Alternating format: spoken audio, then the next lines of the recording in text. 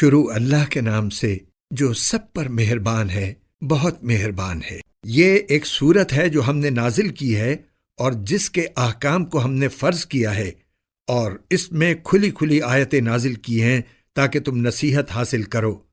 زنا کرنے والی عورت اور زنا کرنے والے مرد دونوں کو 100 کوڑے لگاؤ، اور اگر تم اللہ اور یوم آخرت پر ایمان رکھتے ہو تو اللہ کے دین کے معاملے میں ان پر ترس کھانے کا کوئی جذبہ تم پر غالب نہ آئے۔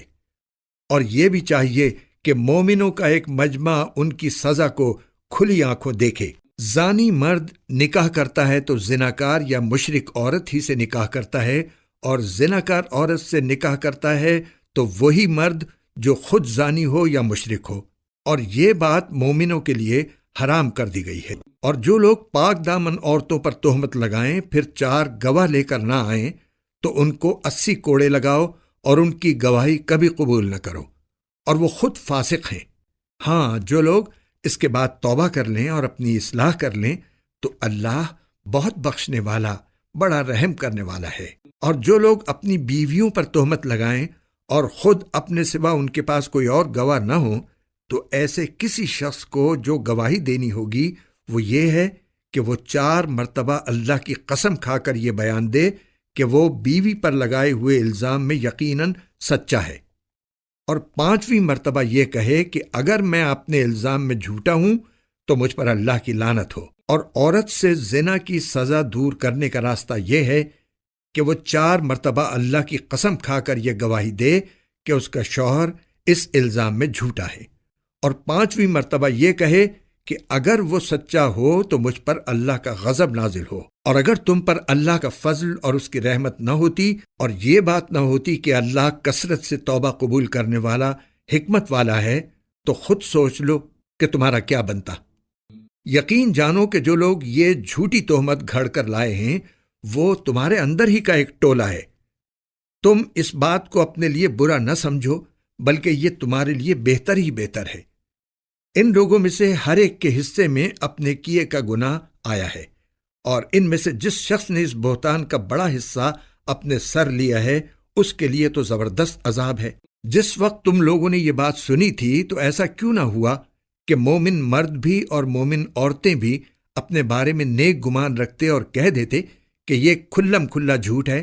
وہ بہتان لگانے والے اس بات پر 4 گواہ کیوں نہیں لے آئے؟ اب جب کہ وہ گواہ نہیں لائے تو اللہ کے نزدیک وہی جھوٹے ہیں۔ اور اگر تم پر دنیا اور آخرت میں اللہ کا فضل اور اس کی رحمت نہ ہوتی تو جن باتوں میں تم پڑ گئے تھے ان کی وجہ سے تم پر اس وقت سخت عذاب آ پڑتا، جب تم اپنی زبانوں سے اس بات کو ایک دوسرے سے نقل کر رہے تھے اور اپنے منہ سے وہ بات کہہ رہے تھے جس کا تمہیں کوئی علم نہیں تھا، اور تم اس بات کو معمولی سمجھ رہے تھے، حالانکہ اللہ کے نزدیک وہ بڑی سنگین بات تھی۔ اور جس وقت تم نے یہ بات سنی تھی اسی وقت تم نے یہ کیوں نہیں کہا کہ ہمیں کوئی حق نہیں پہنچتا کہ ہم یہ بات منہ سے نکالیں؟ یا اللہ، آپ کی ذات ہر عیب سے پاک ہے، یہ تو بڑا زبردست بہتان ہے۔ اللہ تمہیں نصیحت کرتا ہے کہ پھر کبھی ایسا نہ کرنا اگر واقعی تم مومن ہو۔ اور اللہ تمہارے سامنے ہدایت کی باتیں صاف صاف بیان کر رہا ہے، اور اللہ علم کا بھی مالک ہے، حکمت کا بھی مالک۔ یاد رکھو کہ جو لوگ یہ چاہتے ہیں کہ ایمان والوں میں بے حیائی پھیلے، ان کے لیے دنیا اور آخرت میں دردناک عذاب ہے، اور اللہ جانتا ہے اور تم نہیں جانتے۔ اور اگر یہ بات نہ ہوتی کہ اللہ کا فضل اور اس کی رحمت تمہارے شامل حال ہے، اور اللہ بڑا شفیق، بڑا مہربان ہے، تو تم بھی نہ بچتے۔ اے ایمان والو، تم شیطان کے پیچھے نہ چلو، اور اگر کوئی شخص شیطان کے پیچھے چلے تو شیطان تو ہمیشہ بے حیائی اور بدی کی تلقین کرے گا۔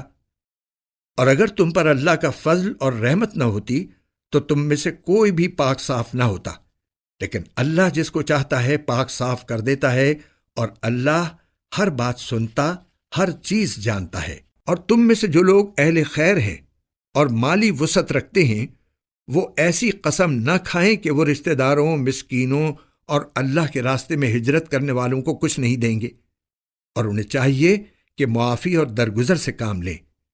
کیا تمہیں یہ پسند نہیں ہے کہ اللہ تمہاری خطائیں بخش دے؟ اور اللہ بہت بخشنے والا، بڑا مہربان ہے۔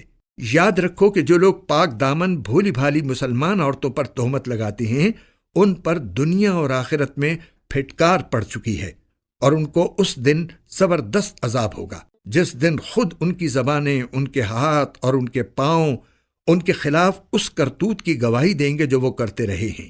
اس دن اللہ ان کو وہ بدلہ پورا پورا دے دے گا جس کے وہ مستحق ہیں، اور ان کو پتہ چل جائے گا کہ اللہ ہی حق ہے اور وہی ساری بات کھول دینے والا ہے۔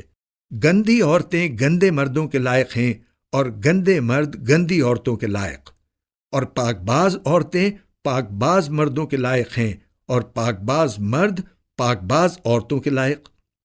یہ پاک باز مرد اور عورتیں ان باتوں سے بالکل مبرہ ہیں جو یہ لوگ بنا رہے ہیں۔ ان پاک بازوں کے حصے میں تو مغفرت ہے اور باعزت رزق۔ اے ایمان والو، اپنے گھروں کے سوا دوسرے گھروں میں اس وقت تک داخل نہ ہو جب تک اجازت نہ لے لو، اور ان میں بسنے والوں کو سلام نہ کر لو۔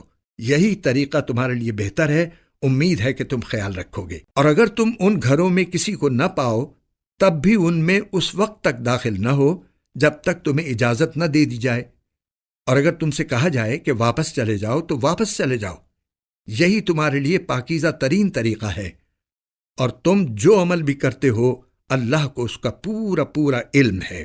تمہارے لیے اس میں کوئی گناہ نہیں ہے کہ تم ایسے گھروں میں اجازت لیے بغیر داخل ہو جن میں کوئی رہتا نہ ہو، اور ان سے تمہیں فائدہ اٹھانے کا حق ہو، اور تم جو کام اعلانیہ کرتے ہو اور جو چھپ کر کرتے ہو اللہ ان سب کو جانتا ہے۔ مومن مردوں سے کہہ دو کہ وہ اپنی نگاہیں نیچی رکھیں اور اپنی شرمگاہوں کی حفاظت کریں، یہی ان کے لیے پاکیزہ ترین طریقہ ہے۔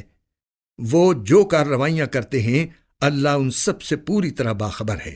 اور مومن عورتوں سے کہہ دو کہ وہ اپنی نگاہیں نیچی رکھیں اور اپنی شرمگاہوں کی حفاظت کریں اور اپنی سجاوٹ کو کسی پر ظاہر نہ کریں سوائے اس کے جو خود ہی ظاہر ہو جائے، اور اپنی اوڑھنیوں کے آنچل اپنے گریبانوں پر ڈال لیا کریں، اور اپنی سجاوٹ اور کسی پر ظاہر نہ کریں سوائے اپنے شوہروں کے یا اپنے باپ یا اپنے شوہروں کے باپ کے یا اپنے بیٹوں یا اپنے شوہروں کے بیٹوں کے یا اپنے بھائیوں یا اپنے بھائیوں کے بیٹوں یا اپنی بہنوں کے بیٹوں کے یا اپنی عورتوں کے یا ان کے جو اپنے ہاتھوں کی ملکیت میں ہیں یا ان خدمت گزاروں کے جن کے دل میں کوئی جنسی تقاضا نہیں ہوتا، یا ان بچوں کے جو ابھی عورتوں کے چھپے ہوئے حصوں سے آشنا نہیں ہوئے۔ اور مسلمان عورتوں کو چاہیے کہ وہ اپنے پاؤں زمین پر اس طرح نہ مارے کہ انہوں نے جو زینت چھپا رکھی ہے وہ معلوم ہو جائے۔ اور اے مومنو، تم سب اللہ کے سامنے توبہ کرو تاکہ تمہیں فلاح نصیب ہو۔ تم میں سے جن مردوں یا عورتوں کا اس وقت نکاح نہ ہو ان کا بھی نکاح کراؤ، اور تمہارے غلاموں اور باندیوں میں سے جو نکاح کے قابل ہوں ان کا بھی۔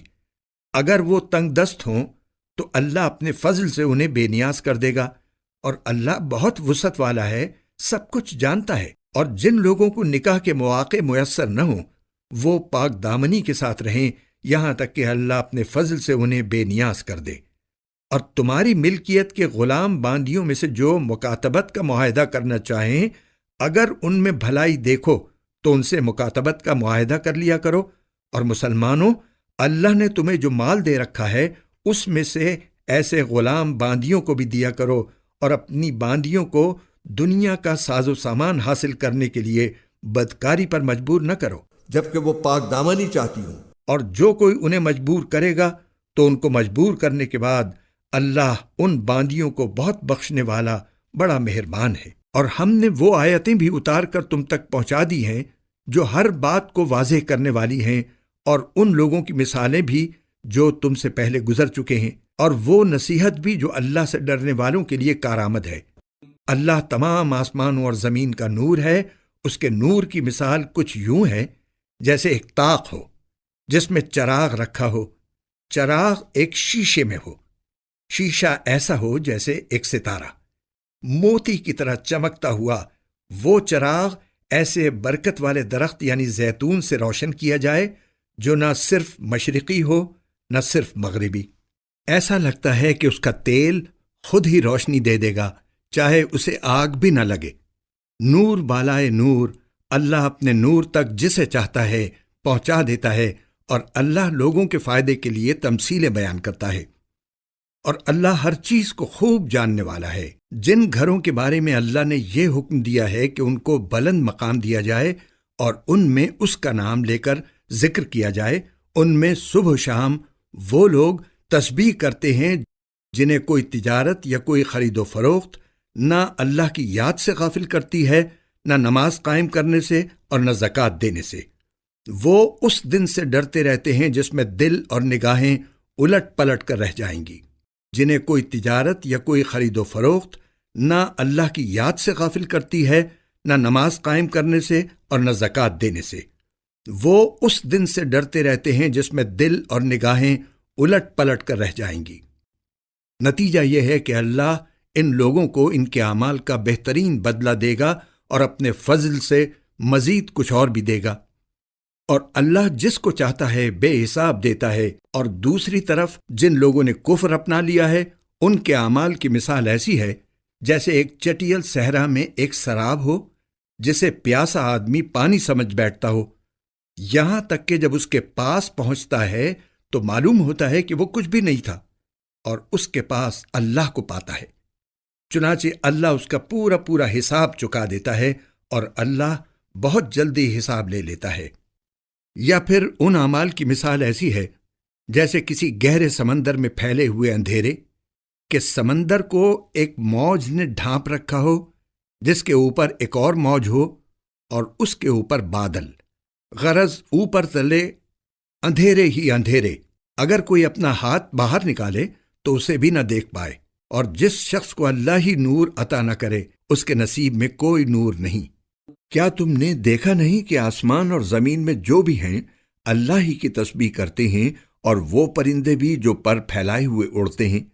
ہر ایک کو اپنی نماز اور اپنی تسبیح کا طریقہ معلوم ہے، اور اللہ ان کے سارے کاموں سے پوری طرح باخبر ہے۔ اور آسمانوں اور زمین کی بادشاہی اللہ ہی کے لیے ہے، اور اللہ ہی کی طرف سب کو لوٹ کر جانا ہے۔ کیا تم نے دیکھا نہیں کہ اللہ بادلوں کو ہنکاتا ہے، پھر ان کو ایک دوسرے سے جوڑ دیتا ہے، پھر انہیں تہ بر تہ گھٹا میں تبدیل کر دیتا ہے، پھر تم دیکھتے ہو کہ بارش اس کے درمیان سے برس رہی ہے، اور آسمان میں بادلوں کی شکل میں جو پہاڑ کے پہاڑ ہوتے ہیں اللہ ان سے اولے برساتا ہے، پھر جس کے لیے چاہتا ہے ان کو مصیبت بنا دیتا ہے، اور جس سے چاہتا ہے ان کا رخ پھیر دیتا ہے۔ ایسا لگتا ہے کہ اس کی بجلی کی چمک آنکھوں کی بینائی اچک لے جائے گی۔ وہی اللہ رات اور دن کا الٹ پھیر کرتا ہے۔ یقیناً ان سب باتوں میں ان لوگوں کے لیے نصیحت کا سامان ہے جن کے پاس دیکھنے والی آنکھیں ہیں۔ اور اللہ نے زمین پر چلنے والے ہر جاندار کو پانی سے پیدا کیا ہے، پھر ان میں سے کچھ وہ ہیں جو اپنے پیٹ کے بل چلتے ہیں، کچھ وہ ہیں جو 2 پاؤں پر چلتے ہیں، اور کچھ وہ ہیں جو 4 پاؤں پر چلتے ہیں۔ اللہ جو چاہتا ہے پیدا کرتا ہے۔ یقیناً اللہ ہر بات پر قدرت رکھتا ہے۔ بے شک ہم نے وہ آیتیں نازل کی ہیں جو حقیقت کو کھول کھول کر بیان کرنے والی ہیں، اور اللہ جس کو چاہتا ہے سیدھے راستے تک پہنچا دیتا ہے۔ اور یہ منافق لوگ کہتے ہیں کہ ہم اللہ پر اور رسول پر ایمان لے آئے ہیں اور ہم فرما بردار ہو گئے ہیں، پھر ان میں سے ایک گروہ اس کے بعد بھی منہ موڑ لیتا ہے۔ یہ لوگ حقیقت میں مومن نہیں ہیں، اور جب انہیں اللہ اور اس کے رسول کی طرف بلایا جاتا ہے تاکہ رسول ان کے درمیان فیصلہ کریں تو ان میں سے کچھ لوگ ایک دم رخ پھیر لیتے ہیں، اور اگر خود انہیں حق وصول کرنا ہو تو وہ بڑے فرما بردار بن کر رسول کے پاس چلے آتے ہیں۔ کیا ان کے دلوں میں کوئی روگ ہے، یا یہ شک میں پڑے ہوئے ہیں، یا انہیں یہ اندیشہ ہے کہ اللہ اور اس کا رسول ان پر ظلم ڈھائے گا؟ نہیں، بلکہ ظلم ڈھانے والے تو خود یہ لوگ ہیں۔ مومنوں کی بات تو یہ ہوتی ہے کہ جب انہیں اللہ اور اس کے رسول کی طرف بلایا جاتا ہے تاکہ رسول ان کے درمیان فیصلہ کریں تو وہ یہ کہتے ہیں کہ ہم نے حکم سن لیا اور مان لیا۔ اور ایسے ہی لوگ ہیں جو فلاح پانے والے ہیں، اور جو لوگ اللہ اور اس کے رسول کی فرما برداری کریں، اللہ سے ڈریں اور اس کی نافرمانی سے بچیں، تو وہی لوگ کامیاب ہیں۔ اور یہ منافق لوگ بڑے زوروں سے اللہ کی قسمیں کھاتے ہیں کہ اگر اے پیغمبر تم انہیں حکم دو گے تو یہ نکل کھڑے ہوں گے۔ ان سے کہو کہ قسمیں نہ کھاؤ، تمہاری فرما برداری کا سب کو پتہ ہے۔ یقین جانو کہ تم جو کچھ کرتے ہو اللہ اس سے پوری طرح باخبر ہے۔ ان سے کہو کہ اللہ کا حکم مانو اور رسول کے فرما بردار بنو۔ پھر بھی اگر تم نے منہ پھیرے رکھا تو رسول پر تو اتنا ہی بوجھ ہے جس کی ذمہ داری ان پر ڈالی گئی ہے، اور جو بوجھ تم پر ڈالا گیا ہے اس کے ذمہ دار تم خود ہو۔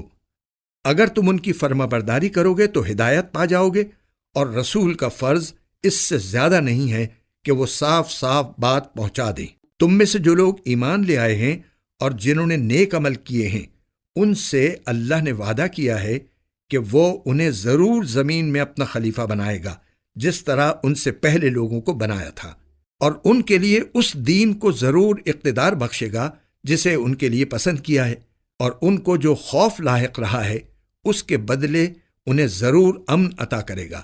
بس وہ میری عبادت کریں، میرے ساتھ کسی چیز کو شریک نہ ٹھہرائیں، اور جو لوگ اس کے بعد بھی ناشکری کریں گے تو ایسے لوگ نافرمان ہوں گے۔ اور نماز قائم کرو اور زکوٰۃ ادا کرو اور رسول کی فرما برداری کرو تاکہ تمہارے ساتھ رحمت کا برتاؤ کیا جائے۔ یہ ہرگز نہ سمجھنا کہ جن لوگوں نے کفر کا راستہ اپنا لیا ہے وہ زمین میں کہیں بھاگ کر ہمیں بے بس کر دیں گے۔ ان کا ٹھکانہ دوزخ ہے، اور یقیناً وہ بہت ہی برا ٹھکانہ ہے۔ اے ایمان والو، جو غلام لونڈیاں تمہاری ملکیت میں ہیں اور تم میں سے جو بچے ابھی بلوغ تک نہیں پہنچے، ان کو چاہیے کہ وہ 3 اوقات میں تمہارے پاس آنے کے لیے تم سے اجازت لیا کریں، نماز فجر سے پہلے، اور جب تم دوپہر کے وقت اپنے کپڑے اتار کر رکھا کرتے ہو، اور نماز عشاء کے بعد۔ یہ 3 وقت تمہارے پردے کے اوقات ہیں۔ ان اوقات کے علاوہ نہ تم پر کوئی تنگی ہے نہ ان پر۔ ان کا بھی تمہارے پاس آنا جانا لگا رہتا ہے، تمہارا بھی ایک دوسرے کے پاس۔ اللہ اسی طرح آیتوں کو تمہارے سامنے کھول کھول کر بیان کرتا ہے، اور اللہ علم کا بھی مالک ہے، حکمت کا بھی مالک۔ اور جب تمہارے بچے بلوغ کو پہنچ جائیں تو وہ بھی اسی طرح اجازت لیا کریں جیسے ان سے پہلے بالغ ہونے والے اجازت لیتے رہے ہیں۔ اللہ اسی طرح اپنی آیتیں کھول کھول کر تمہارے سامنے بیان کرتا ہے، اور اللہ علم کا بھی مالک ہے، حکمت کا بھی مالک۔ اور جن بڑی بوڑھی عورتوں کو نکاح کی کوئی توقع نہ رہی ہو، ان کے لیے اس میں کوئی گناہ نہیں ہے کہ وہ اپنے زائد کپڑے مثلاً چادریں نامحرموں کے سامنے اتار کر رکھ دیں، بشرطے کہ زینت کی نمائش نہ کریں، اور اگر وہ احتیاط ہی رکھیں تو ان کے لیے اور زیادہ بہتر ہے۔ اور اللہ سب کچھ سنتا، ہر بات جانتا ہے۔ نہ کسی نابینا کے لیے اس میں کوئی گناہ ہے، نہ کسی پاؤں سے معذور شخص کے لیے کوئی گناہ ہے، نہ کسی بیمار شخص کے لیے کوئی گناہ ہے، اور نہ خود تمہارے لیے کہ تم اپنے گھروں سے کچھ کھا لو، یا اپنے باپ دادا کے گھروں سے، یا اپنی ماؤں کے گھروں سے، یا اپنے بھائیوں کے گھروں سے، یا اپنی بہنوں کے گھروں سے، یا اپنے چچاؤں کے گھروں سے، یا اپنی پھوپھیوں کے گھروں سے، یا اپنے ماموں کے گھروں سے، یا اپنی خالاؤں کے گھروں سے، یا ان گھروں سے جن کی چابیاں تمہارے اختیار میں ہوں، یا اپنے دوستوں کے گھروں سے۔ اس میں بھی تمہارے لیے کوئی گناہ نہیں ہے کہ سب مل کر کھاؤ یا الگ الگ۔ چنانچہ جب تم گھروں میں داخل ہو تو اپنے لوگوں کو سلام کیا کرو کہ یہ ملاقات کی وہ بابرکت پاکیزہ دعا ہے جو اللہ کی طرف سے آئی ہے۔ اللہ اسی طرح آیتوں کو تمہارے سامنے کھول کھول کر بیان کرتا ہے تاکہ تم سمجھ جاؤ۔ مومن تو وہ لوگ ہیں جو اللہ اور اس کے رسول کو دل سے مانتے ہیں، اور جب رسول کے ساتھ کسی اجتماعی کام میں شریک ہوتے ہیں تو ان سے اجازت لیے بغیر کہیں نہیں جاتے۔ اے پیغمبر، جو لوگ تم سے اجازت لیتے ہیں یہی وہ لوگ ہیں جو اللہ اور اس کے رسول کو دل سے مانتے ہیں۔ چنانچہ جب وہ اپنے کسی کام کے لیے تم سے اجازت مانگیں تو ان میں سے جن کو چاہو اجازت دے دیا کرو، اور ان کے لیے اللہ سے مغفرت کی دعا کیا کرو۔ یقیناً اللہ بہت بخشنے والا، بڑا مہربان ہے۔ اے لوگو، اپنے درمیان رسول کے بلانے کو ایسا معمولی نہ سمجھو جیسے تم آپس میں ایک دوسرے کو بلا لیا کرتے ہو۔ اللہ تم میں سے ان لوگوں کو خوب جانتا ہے جو ایک دوسرے کی آڑ لے کر چپکے سے کھسک جاتے ہیں۔ لہٰذا جو لوگ اس کے حکم کی خلاف ورزی کرتے ہیں ان کو اس بات سے ڈرنا چاہیے کہ کہیں ان پر کوئی آفت نہ آ پڑے یا انہیں کوئی دردناک عذاب نہ آ پکڑے۔ یاد رکھو کہ آسمانوں اور زمین میں جو کچھ ہے اللہ ہی کا ہے۔ تم جس حالت پر بھی ہو اللہ اسے خوب جانتا ہے، اور جس دن سب کو اس کے پاس لوٹایا جائے گا اس دن وہ ان کو بتا دے گا کہ انہوں نے کیا عمل کیا تھا اور اللہ کو ہر بات کا پورا پورا علم ہے۔